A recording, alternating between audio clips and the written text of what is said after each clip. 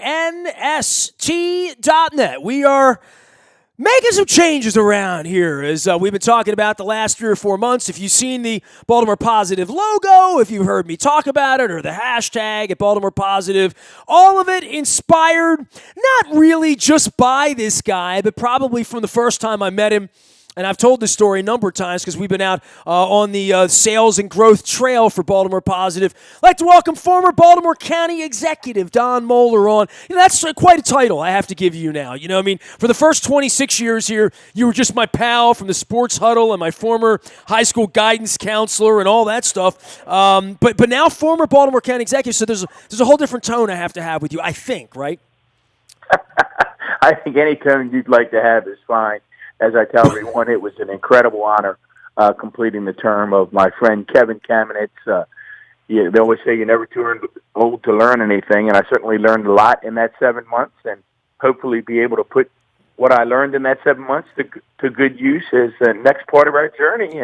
And certainly you and I teaming up on what I think is a very exciting project is going to be an important part of that next journey. Well, one thing that I've been brought into this, and look, you and I sit together at Ravens games. You famously still go to Orioles games. Your kids love it. Your grandkids love it. You love it. You're a season ticket holder and have been part of that as well. You've been with me in the Ravens Upper Deck as the thing is sort of emptied out here.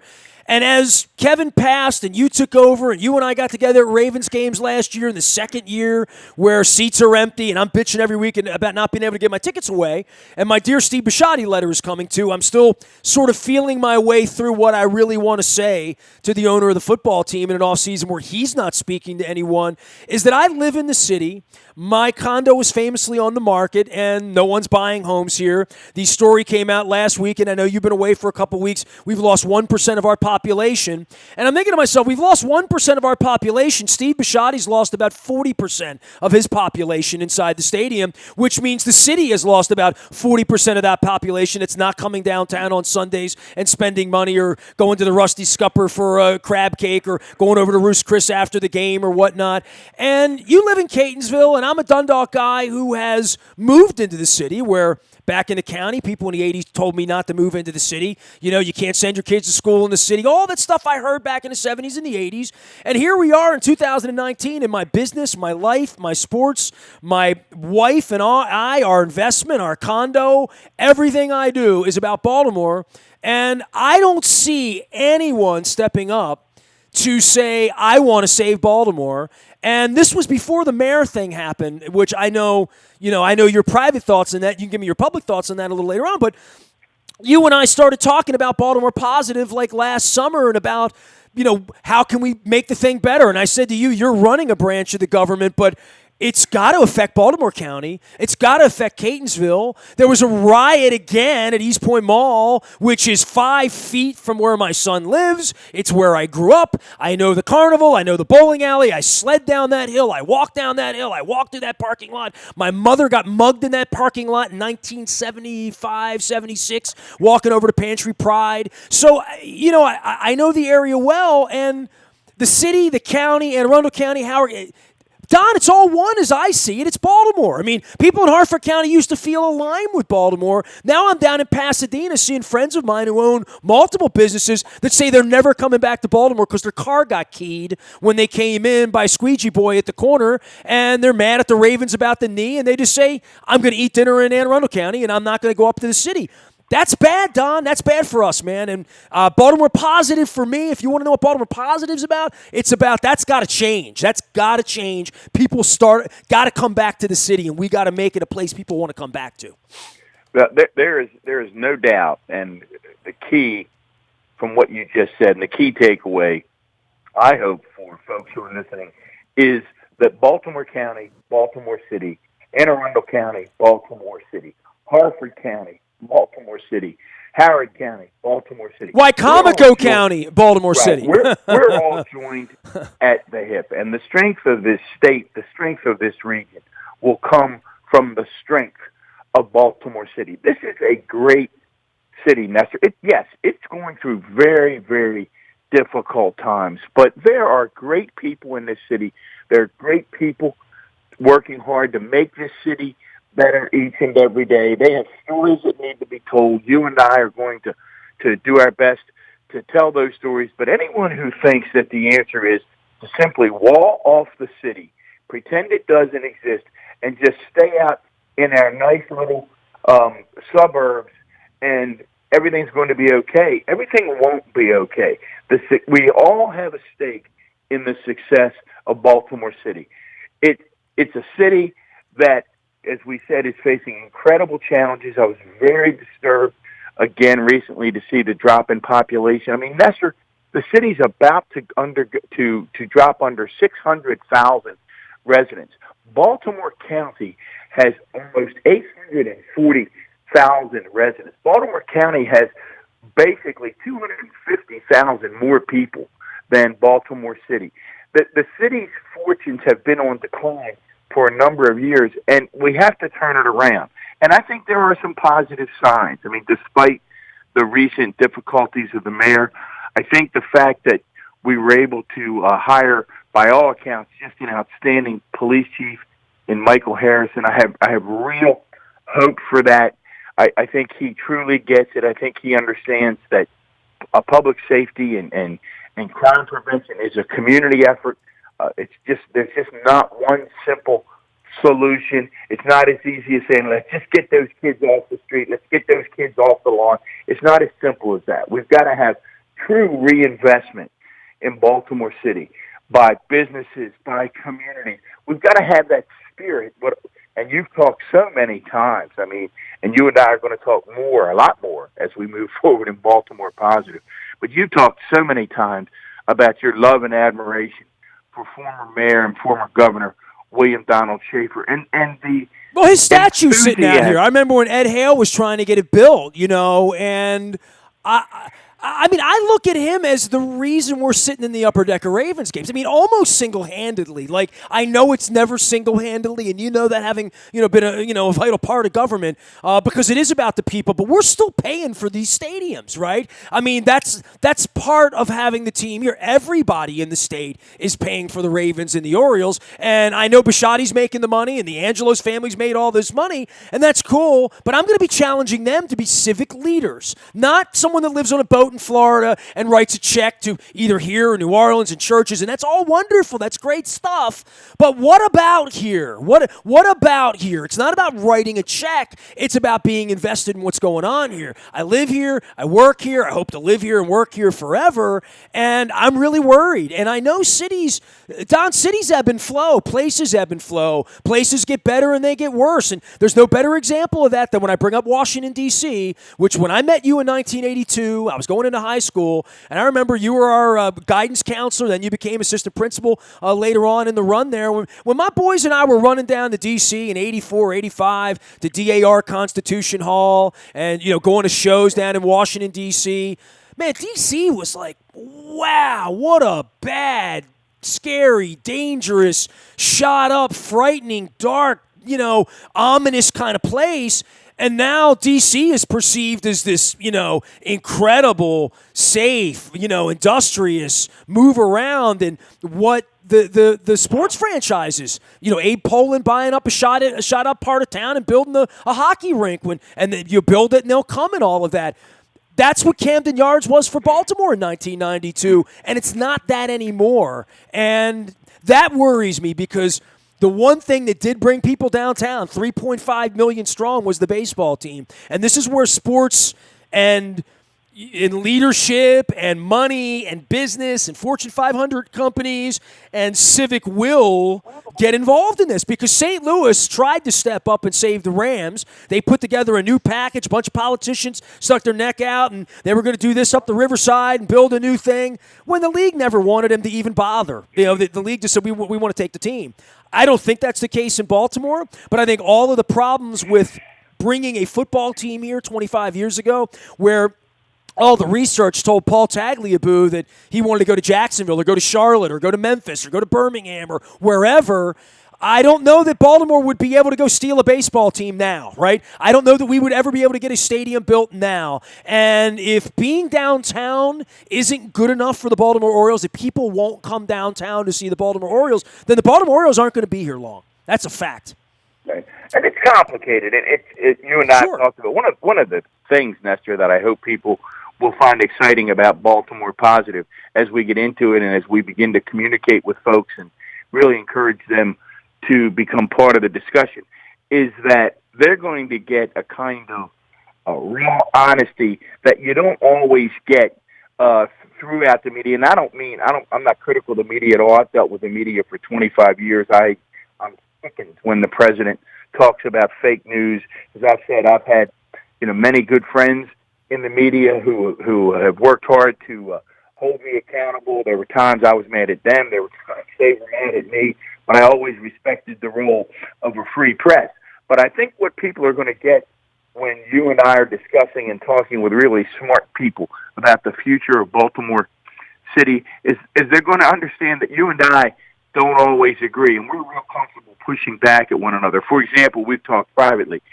I don't know what your letter to Mr. Bashadi to Steve is going to say, but if it's extremely critical and it goes after Steve, I'm going to push back because, as you know, I think Steve Bashadi's been one of the finest owners in the NFL, and I think we take that for granted. And I think I could begin the letter with that, and then I move on to, but here's where we are in 2019. You've done a great job so far, and you've stayed out of the way when you've needed to. You've pushed buttons when you needed to. I mean, he fired my business partner, right? That made him my business partner. We've talked about all this, right? And he got a quarterback, and he got, and he's re-signed John, and he's done everything he said he was going to do with Eric, right? He said there was going to be a succession plan 10 years ago, right? And they've been very, and I need to add, they've been very philanthropic. They've helped a number of causes in Baltimore City. There's never been a time when I called them in the past 15 years on behalf of Baltimore County where they didn't step up, where there was a school that needed help with a project or a school that needed help building a new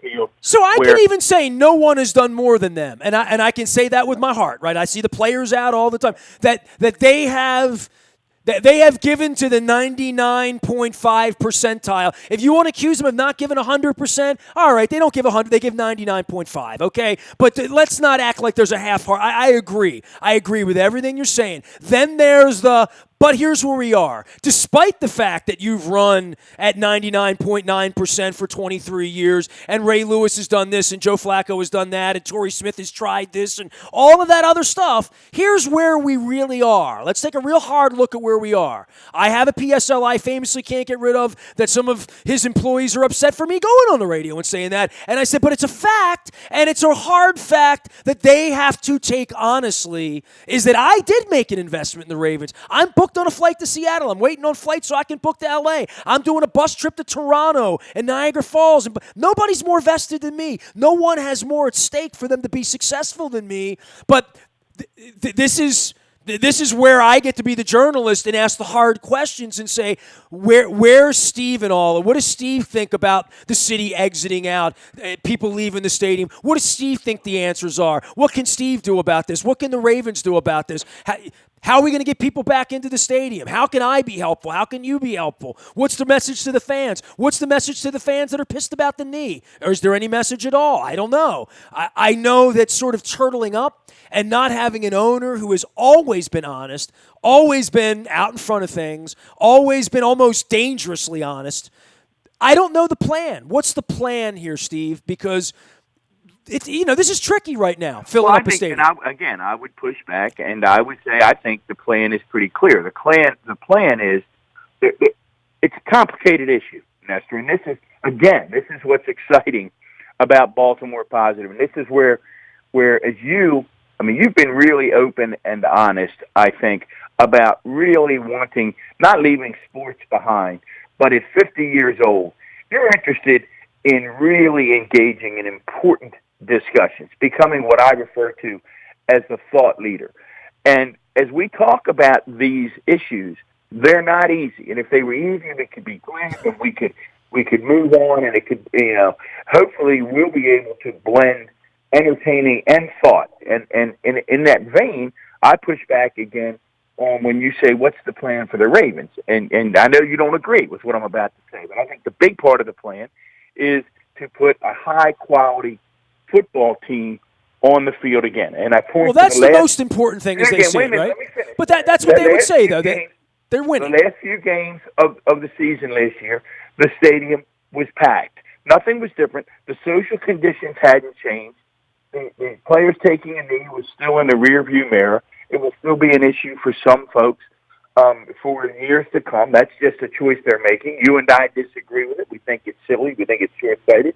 But it's certainly their right to make it. But in spite of all those social conditions remaining the same, I agree with you that right now there is an uneasiness on the part of people who live outside of Baltimore City to journey down there. They're uncomfortable walking to the stadium. You talk to the restaurateurs, you talk to the business owners. They feel it, and that's why we have to turn that around. But even in the midst of all of that social unrest, that social change that's taking place in the city, the stadium was filled the last few days because the Ravens suddenly were exciting again. So what I would argue is that Steve's role is to empower his folks to be the best organization in football, put the best product they can on the field, and then obviously, he has more of a stake in it than you or I do, to make sure that the stadium is filled. So to suggest somehow that he and his team, the Dick Casses and the others out there, are not focused on putting fans in the seats, that just doesn't add up. That doesn't add up. Certainly they have a plan. And quite honestly, I used to enjoy when Steve did the State of the Ravens. I thought it was entertaining, but I believe there were only one or two owners that still do that. I don't care that Steve doesn't do it. It was fun, but to me, that's then you're not. Then you don't care about accountability. Ultimately, then you don't. Come on, man. That's not. That's letting him off too easy to say that the person that runs the place shouldn't have to answer once a year to the stakeholders, right? Like the people that invested in the PSLs, the people that invest in trips to Seattle, the people that own adjoining companies, the people they're in business with. I think that now you've lowered the bar. You've lowered the bar, and that's the wrong direction. His people answer to the stakeholders every week, very often, several times a week. I mean, you hear from Dick Cass, you hear from Kevin Byrne, you hear all of the time from John Harbaugh. They make their players accessible. They're out. I'm talking about on the issue of the city, Don. I'm not talking. We're not in a sports conversation anymore. We're talking about what is going on in the city. Is not responsible for Baltimore City. Understood. That's where you and I. Okay. That's where this is going to be fun, and hopefully everybody has a role to play, but sometimes it's compartmentalized. The important part of what I would suggest to you that is important, and we've seen it not happen on the Orioles side for the past 10 or 15 years, is to everybody take their piece of the puzzle and operate it in the best manner possible. If everyone does that, Bill Belichick, do your job, right? There you go. Everybody does that, then the city will thrive. If the small businessman does everything they can do, if our new police commissioner gets the police department functioning at a high level, if we can get the school superintendent to get the schools turned around and the school principals are doing their job, if everybody does their job, then there will be. Now, here's where I think there is an incredible void in Baltimore City.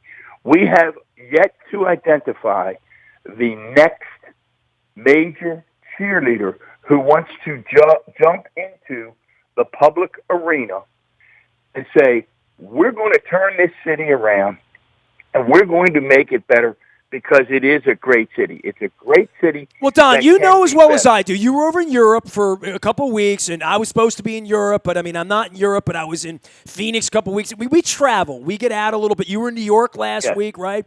You were down at Augusta. You went down to Masters. You're enjoying a little, you worked your ass off for 50 years. So anyway, you travel around, and when you meet someone on a trip, in Italy, they may say, where are you from? And you may say Dundalk, Catonsville, Baltimore. They wouldn't know. You'd say near Washington, D.C. or between. If they don't know geography, you'd explain it that way. But when you're in America and you're in Phoenix and you meet somebody out for dinner and they're like, hey, we're from Sacramento. Where are you from? You say Baltimore. Right? And that used to, and you're older than me, right? So when you met somebody in 1980, I don't know what that meant. When you met him in 1990, I don't know what that meant. I know when you met him in 1993, it meant, hey, man, that's that place where they got that great ballpark, right? And that beautiful harbor there, right? And best park in the country, right? Yeah, and man, it's right off 95, and I hear they got an aquarium and a science thing there. Oh, and I hear they got those little cafes. It's like Italy there,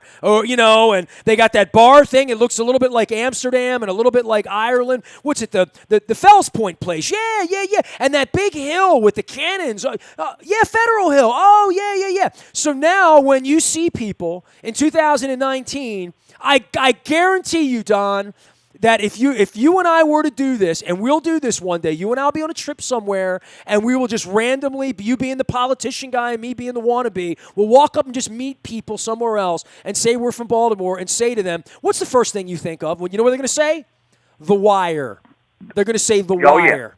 And that not the Orioles, not the Ravens, not Ray Lewis, not Joe Flacco, not Brooks Robinson, not Art Donovan, not Michael Phelps, not John Waters, not Cal Ripken, not Crab Cakes, right? I mean, literally, none of that. They're going to say The Wire is what they're going to say. We got to change that, dude. That's got to change. Again, you and I obviously did not compare notes before this discussion, but let me give you a story about that. It's really interesting. We had a young, recently on our trip, we had a young Italian guy, who actually serves as a tour guide because he's an investigative journalist and is unable to make enough money as an investigator. He's actually reporting on the mafia throughout Italy, and it's really interesting. So he's into safety then, I guess. We were talking about his experiences and his exposure to the United States, and he said, well, he loved certain TV shows, and one of the ones he mentioned was he loved The Sopranos, and then immediately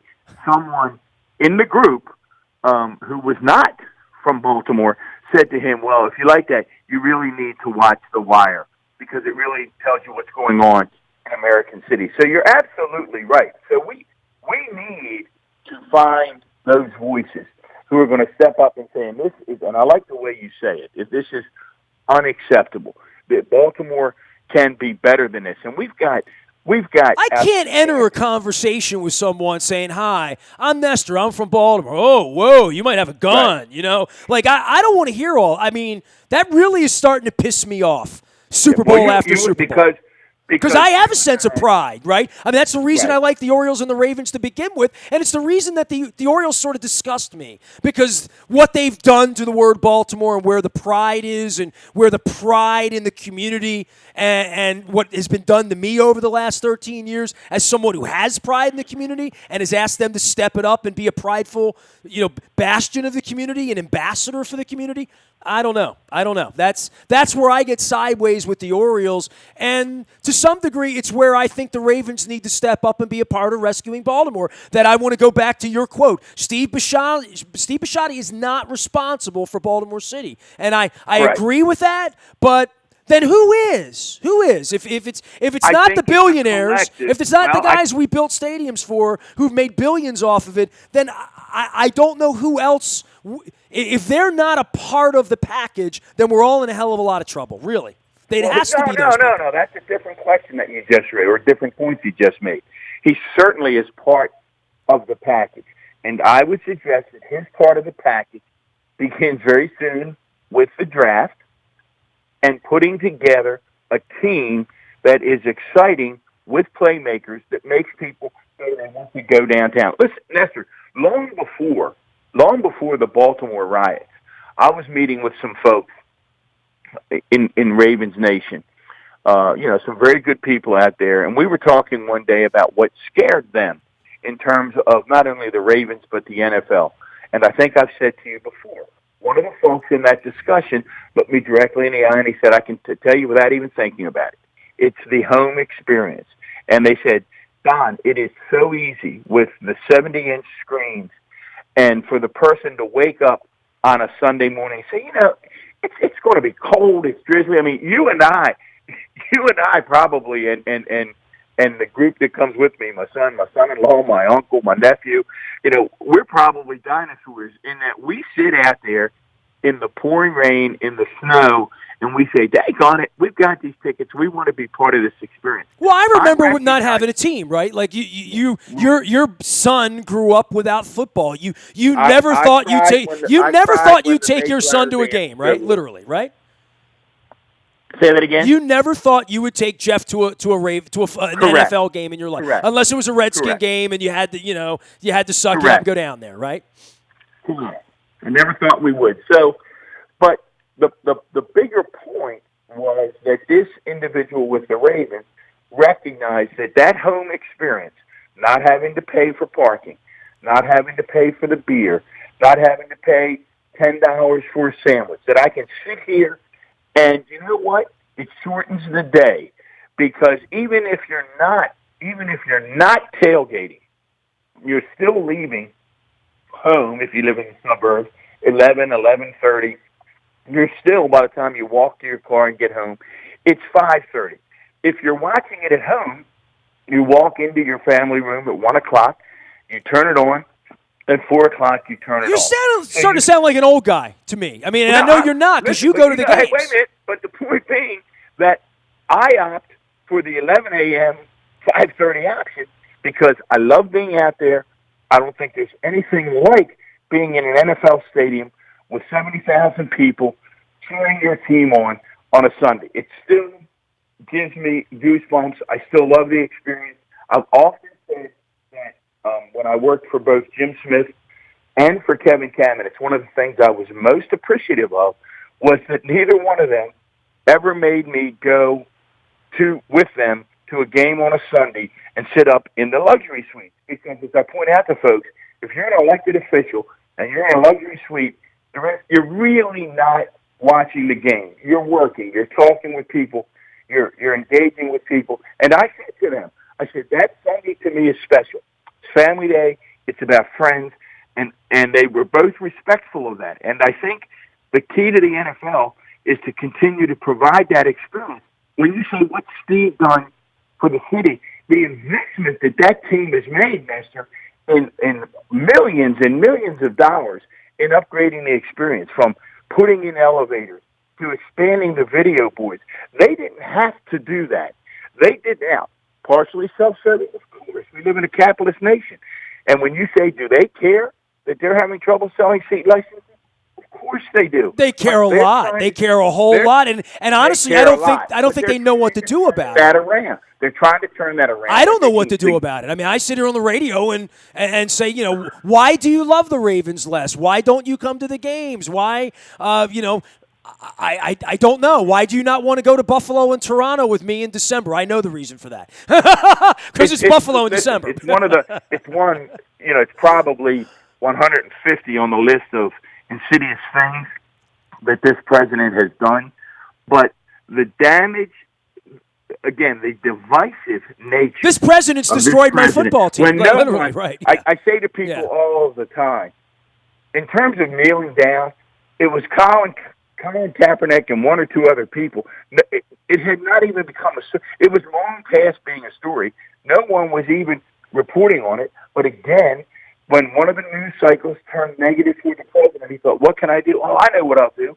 Let's stoke a bunch of racism, and let's yell at the black players for kneeling down about violence in our city and attacks on young black men, and let's see if we can get people really worked up to hate the NFL. Well, that did incredible damage across this nation, again, turning it into an us against them. Well, it's damaged my business incredibly. I mean, I'll say that flat out.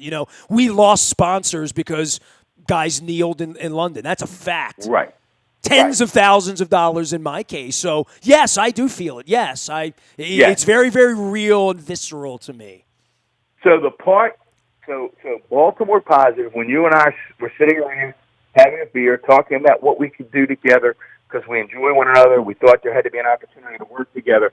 Part of the driving force behind Baltimore Positive was we've got to find a way to bridge these divides. We've got to find a way to turn from this us against them mentality, good guys, bad guys, white guys, black hats, and say to people, We all have a stake in this, and we're going to do that, and we're going to be starting soon. And maybe you can share a little bit with folks in terms of what we're going to be doing. Well, Dutch Rupersberger will be joining us next Thursday night, May 2nd. We're kicking off Baltimore Positive. The hashtag's Baltimore Positive. The website will be Baltimore Positive. We're launching the site next week as well. It will have pieces like this, conversations like this, blogs, information, and more than that, discussions with intelligent people that I'm going to be the dumb guy asking, hopefully, the smart questions to get better answers because I live here and I want it to be better. I need it to be better. And I'm going to be a part of making it better, and that's where it is. My assets, with the ET being the important part of that, over the last 27, 28 years, is I have 100,000 people that listen to us, LinkedIn, Twitter, Snapchat, Facebook, all these places, including AM 1570, and I think it's important to take a role in this because I live here and I've identified the problem long before I found out the mayor was as corrupt as she was, which we'll talk about next week. How about that? Dutch Rupersberger, Pizza John's, swabbing for There Goes My Hero, doing a big charity turn. Come on out to Essex Backward Neck Road. 5 o'clock. A week from this Thursday. Yeah, right? May 2nd. May 2nd, Thursday, 5 p.m. We're kicking off Baltimore Positive. Don, love you. Appreciate you. Hang in there. We'll see you next Thursday. Don't eat lunch on the 2nd, okay? I mean, come a little hungry. I'll make sure I get you ravioli or something like that, all right? And I hope if people have, it's Pizza John's in Dutch's district. Folks who don't know Dutch Rupersberger, longtime Baltimore County executive, outstanding congressman. I always say, I don't think Dutch has an enemy. Dutch is truly the type of leader who brings people together. So if you haven't had the opportunity to talk with Dutch, to meet Dutch, you want to hear what's on Dutch's mind, and it's very, very important time in our nation's history. Come on over to Pizza John's. Dutch is a great job. Dutch is a great guy, and I think if you stop by, hopefully you'll learn something. Not necessarily from Nestor and me. No. You're going to learn something. You have to. Here's the deal. I don't know Dutch well. Okay, I've met Dutch 4 times in my life. I don't know him at all. I've never really had a real conversation with him. I've never had him on the radio. I saw him give a speech about cybersecurity 12 years ago before anybody even knew what cybersecurity was. He's a national expert on that topic. And he was that day eons ago, literally before I think we had really phones that functioned. It may have been pre-text. It may have been 2006, 2007, 2008. I saw Dutch give a speech over in East Baltimore one day, and I said hello at the end or whatever, but I've never had a conversation with Dutch Rupersberger. It's true. On the air, off the air, at a ball game, in a parking lot, I don't know Dutch. So this is going to be fun for me. I'm really looking forward to it. You're in for a treat. You're talking about a guy who's based his career really on being able to work across the aisle. Dutch works with Republicans, Democrats, Independents. Dutch is a problem solver. So if you haven't, as you said, you haven't met him, you haven't had a discussion, you're in for a real treat. And I hope folks will join us on. Tell him he's going to be working with the Hispanics, the Venezuelans, next Thursday night. So we're going to go across the aisle here. And I got to, I don't know anything about Dutch. Like I don't know his back. I'm going to be doing some research. So I'm going to get my notes together, right, and not Wikipedia. I mean real stuff, the stuff that's facts. And I'm going to come next Thursday armed and ready to have a incredible kickoff to Baltimore. I don't think there could be a better Baltimore Positive, right, guest than Dutch. So I'm into this. No. I mean, he has a special connection, which I'm sure, Nestor, in your research you'll unearth. He has a special connection to shock trauma. He's been one of shock trauma's, which is one of the jewels. You talk about great things in Baltimore City. Shock trauma, one of the real jewels, and Dutch has been one of its major advocates for years. So it's going to be, we're excited. We love the fact that we're kicking off Baltimore Positive, that Dutch is the first guest, and it's going to be a great night at Pizza John's, May the 2nd, 5 o'clock. He is Don Mohler, citizen, Catonsville resident, former Baltimore County executive, and former high school guidance counselor of mine back in 1982. He was a teenager, and I was a toddler, I swear. And we'll be doing Baltimore Positive, and you can find him out. Tell everybody where to find you as well, because you're blogging. You've got your Mohler communication thing. I want everybody to be able to find you as well. Could not be any easier. It's Don Mohler at donmohler.com. And please go and subscribe to the blog, This and That from the Front Porch. We're going to get more and more content up. There's a blog ready to hit again this week, which is really going to begin the discussion about the 2020 presidential election. So I don't think you'll be disappointed. Once again, Don Mohler at donmohler.com, and then you can subscribe to the blog at this and that. So I think everybody will do that. We invite everybody to join us on the front porch. Well, Mayor Pete will be our conversation in 3 weeks, and Mayor Nestor maybe in 4 weeks. So we'll go through all that. There you go. He is Don Mohler of Mohler Communications. He's been my friend since 1982. We begin Baltimore Positive on Thursday, May 2nd with Dutch Rupersberger at Pizza John's, and we're going to be swabbing for There Goes My Hero and the Bone Marrow Registry. I am Nestor. We are WNST.net, AM 1570, and WNST, Towson, Baltimore. We are Baltimore Positive, and we never stop talking Baltimore sports.